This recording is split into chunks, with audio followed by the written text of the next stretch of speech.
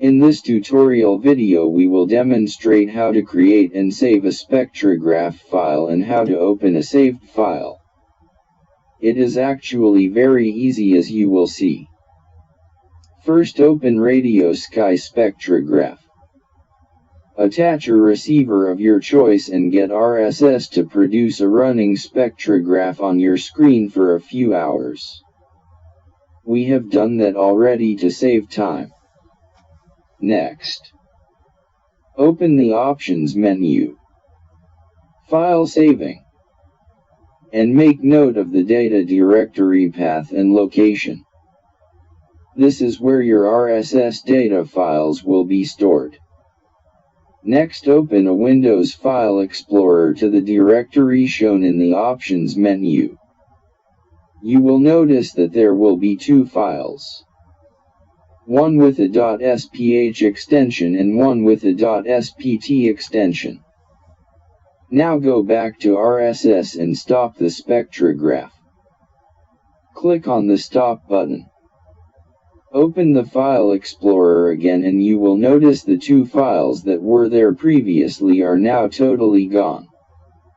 Instead, there is only one file and it has a .sps extension. What happened? The two temporary files were automatically merged into a permanent .sps file. This is your data file that captured a running spectrograph. Congratulations!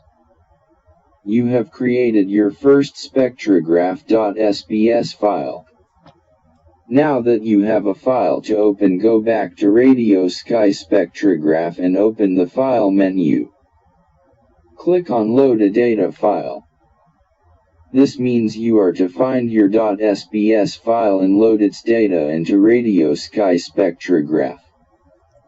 Radio Sky Spectrograph automatically causes the file to have the date and time embedded into its file name and puts it into a properly dated folder.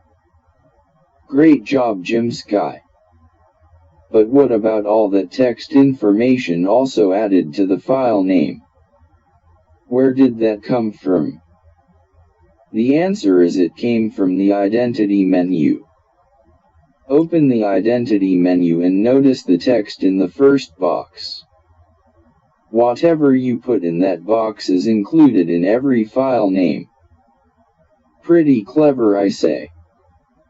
This helped keep track of what receiver you used to capture the spectrograph and any other information you wish to include.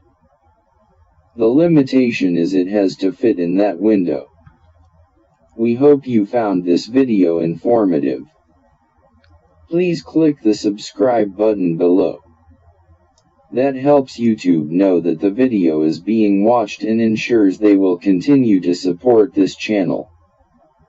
Thank you for watching.